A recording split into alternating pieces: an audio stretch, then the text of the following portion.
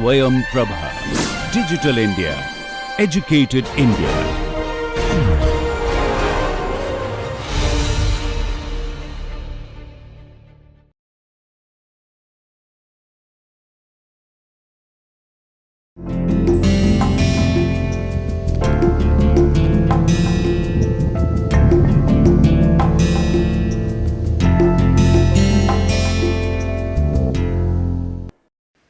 Hello and welcome to this Manufacturing Systems Technology Part 2 Module 4. We were actually in the last lecture discussing the average quality loss AQL, which we figured out as K times of n minus 1 divided by n square of sigma plus mu minus t square. And we further defined the values of mu and sigma by looking at the average of all the observations yi, I varying between 1 and n, and sigma to be 1 by n minus 1, sigma I varying between 1 to n, yi minus mu square.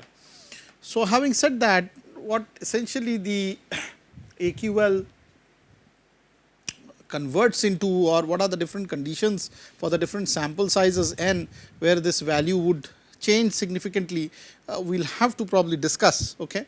And so the first thing that comes in mind is that if n is very large, that means we are talking about a large sample size in this particular case, the average quality loss AQL would then be just defined by mu minus t square plus square of sigma times of k. We can assume that n plus n minus 1 is approximately equal to n if the n is quite large. So in that situation, the AQL will be made up of two components. One of them, of course, is the loss k mu minus t whole square, and this would probably be equal is due to the deviation of the average value of y from the target value of y due to the deviation of average quality characteristic. In this case, you may remember that y is the quality characteristic that we are envisioning from the target value of the quality characteristic. The second part of this particular loss, which is related to the, I would say, k sigma square value, is due to the mean square deviation of y around its own mean. So this is due to the mean squared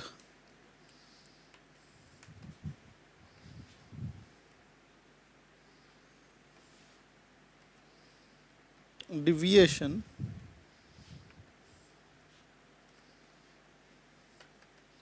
around its own mean. So that is how you can classify these two different components. One contribution, because this reflects how much the average value of the characteristic is deflected or deviated from the target value, and the other is basically the mean square error that is pumped into the system from the actual target from the actual quality characteristic to the mean quality characteristic. And so these two components equally contribute to build up the so called average quality loss. So the common variations of the loss functions are quite essential for running a show in a particular business platform. From a customer point of view, of course, the loss is minimum if the quality characteristic is at the target value. But this never happens, because sometimes in order to do this, you need infrastructure, or you need sort of a change of process in a manner which is too expensive. The overall quality of the product being high automatically means that the cost of the product would be quite expensive. Okay.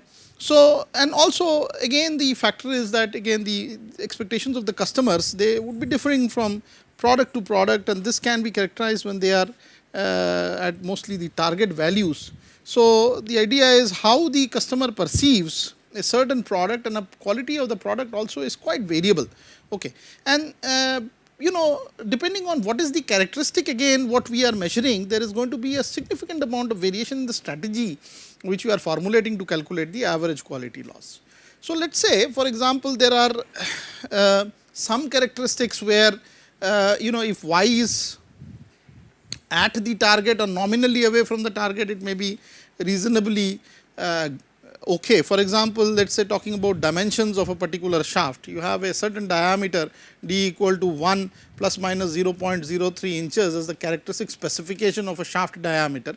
And when you are talking about the quality characteristic, which is the measurement of the diameter d, obviously if it is close to this specification range, the better it is, and it is away from the mean value, that is this one value, the worse it is. So, we call this kind of a quality loss the nominal the best type. So,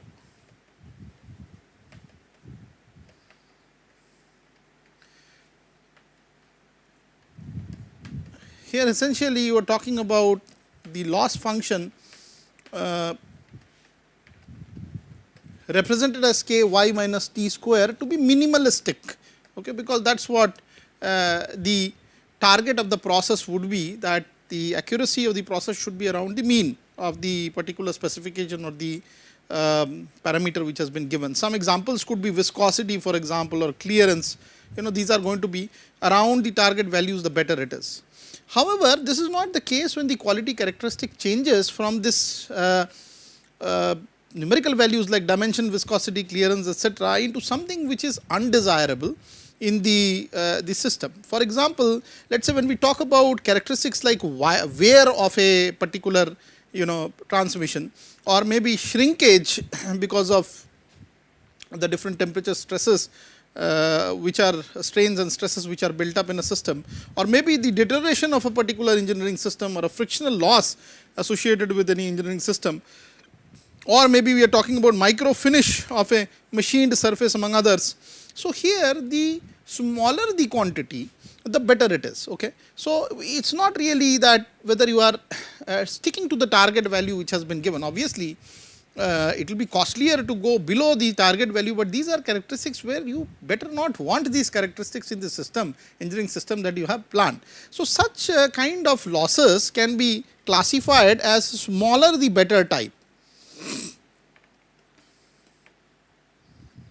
So, here the smaller the better type really means that it is a loss function where we just simply represent this by ky square and say that if y is going to go down, and meaning thereby the loss is going to go down, it is going to be better and better for the system. So, you can't really have a target value in such an operation. Obviously, the engineering logic behind the target here would be that if at all there was a target, it was because that if you wanted to go lower than that particular target value for the wear rate or for the shrinkage, it would be adding cost to the overall system, and so it will be a trade off between the cost that you are adding and the achievement of less than target values. But obviously, the desirability of any customer would be to sort of eliminate these unnecessary components from the system, and they should be minimalistic. Okay. So, that is another perception of the average quality loss.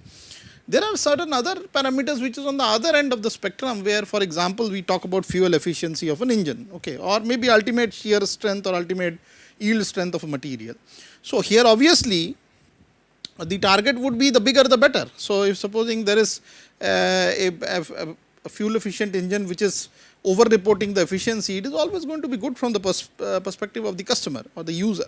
For example, if supposing there is a shaft which bears more load than what the target values are set to be, it is always going to be good for the system, because then the breakdowns and the failures would be avoided because of that.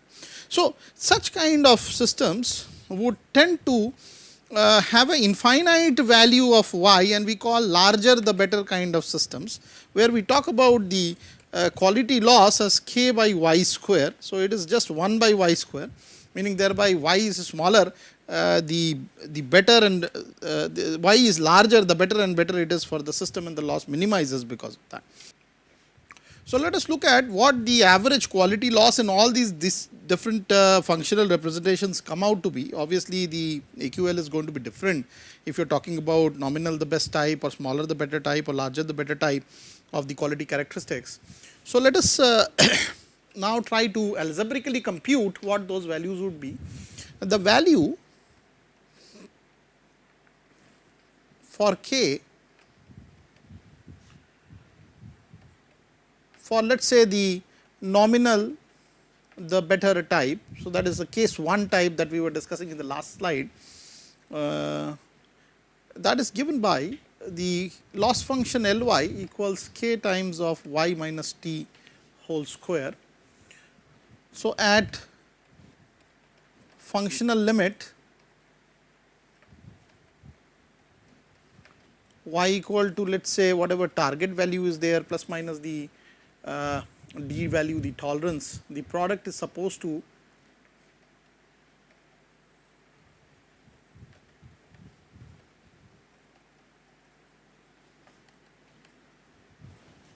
have failed or scrapped. Obviously, because when we are talking about a, let us say, a target value of the quality parameter y at target t. So, the t plus minus d would really show the USL and the LSL of this particular situation.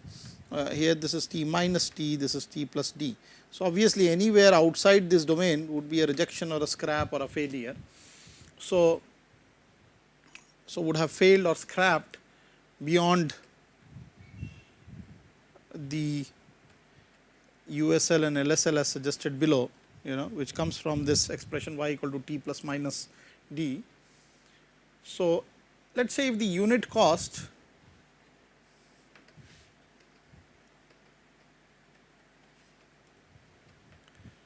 of the product that is in question here is A, then A obviously is equal to k d square, where d is this difference between the actual quality characteristic and the target value, right. So, that is k d square, because obviously if it is beyond d, or it is, let us say, d or more than d, then everything is a cost to the company. So, basically we are losing the unit cost of the product, because the product is no longer acceptable to be carried forward. Okay. So, therefore, this is the basis of calculation for k here. So, k obviously becomes a by d square in this kind of a situation, and similarly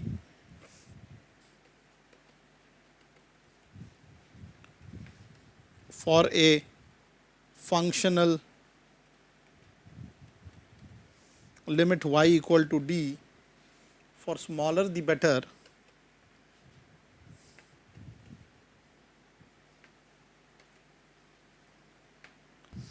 we know that Ly in this particular case is nothing but k y square, and so obviously in the same manner the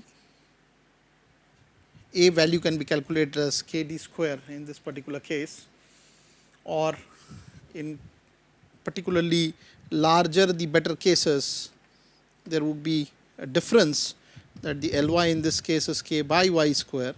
So, the loss or the loss constant can actually be represented as a d square, because obviously when y is at the target d, or y minus t is equal to d, as you saw before, it is going to be taken as a complete loss to the company. So, there are many ways of calculating the k value from the different relationships which are available here in both the nominal the better or the smaller the better case. It is reported as the unit cost, then otherwise would be lost because of non acceptability of the product by square of d, whereas in the case of larger the better, the k can be actually equal to the cost times of square of d respectively. So, having said that, the average quality loss then, I mean, that also needs to vary. I mean, it will vary because of the different nature of the loss function. So, let us look at how the average quality loss varies in most of the cases. So, the average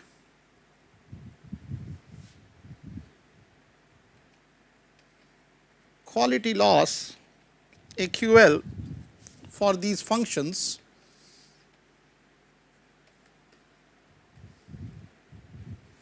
can be shown as, let us say, for case 1, nominal the best, you already know that the loss function Ly was equal to k times of y minus t square. Okay. And we calculated obviously the loss to be equal to k times of square of sigma plus mu minus t square, where sigma again was equal to 1 by n minus 1, square of sigma equal to 1 by n minus 1, sigma varying between I and n, yi minus mu square, and the mu was calculated to be 1 by n, I varying between 1 and n yi. Okay. Similarly, for the smaller the better case, you know that the loss function Ly is really converted into ky square. So, there is no separate target value. The target obviously is 0 for these kind of parameters. We already investigated the case of wear, for example, or friction, etc. So, in this event obviously if t is 0, the loss function, the AQL function, as has been earlier calculated in this particular case as k times of sigma square plus mu minus t whole square, this would only be converted into t equal to 0 case as k times of square of sigma plus square of mu. Okay. And for the case larger the better, the Ly obviously then would be equal to k times of 1 by mu square times of 1 plus 3 sigma square by mu square. And there is a proof which exists, which I am really not going into at this time, for how to calculate the AQL corresponding to the Ly equal to k by y square. Okay. So, we would kind of we are towards the end of this particular module, but in the next module I would like to actually illustrate more on how this loss function, or the average quality loss, which is actually a virtual loss, is needed for taking a management decision related to the production and the quality augmentation of a certain system. So, that we will just keep this for the next module. Thank you.